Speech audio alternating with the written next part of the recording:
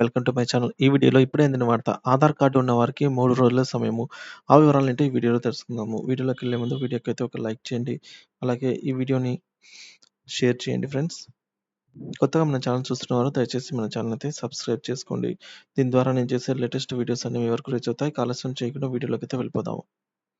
ఇక విషయానికొచ్చినట్లయితే కొత్త ఆధార్ కార్డులు, ఆధార్ అప్డేట్ పైన ఏపీ ప్రభుత్వం కీలక ప్రకటన చేసిందండి. ఈ నెల 20వ తేదీ అంటే నిన్నటి నుంచి 24వ తేదీ వరకు 5 రోజుల పాటుగా ప్రత్యేక ఆధార్ క్యాంపులు నిర్వహిస్తున్నట్లుగా ప్రకటించింది.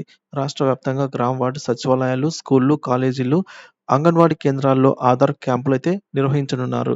ఈ క్యాంపుల్లో కొత్త ఆధార్ కార్డులకు నమోదు చేయడంతో పాటుగా 5 ఏళ్లు దాటిన చిన్నారులకు బయోమెట్రిక్ అప్డేట్ చేయనున్నారు.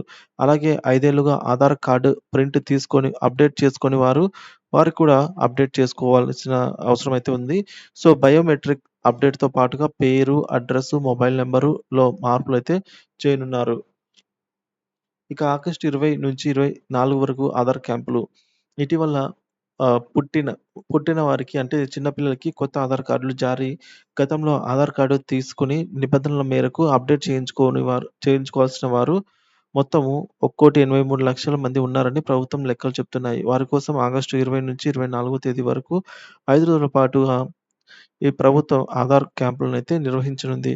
సో, ఈ విధంగా ఆధార్ జారీ చేసే యూఐడీఏ సంస్థ నిబంధనల మేరకు రాష్ట్ర ప్రభుత్వం గత 2 ఏళ్లుగా ప్రతి నెల గ్రామవార్డు సచివాలయ ఆధ్వర్యంలో ఆధార్ క్యాంపులు నిర్వహిస్తోంది.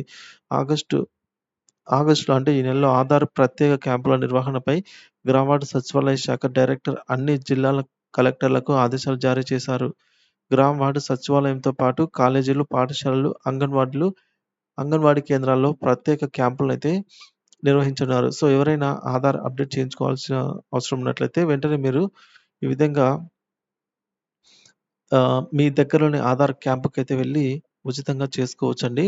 సో, ఈ విధంగా అయితే ఉంటుంది ప్రాసెస్.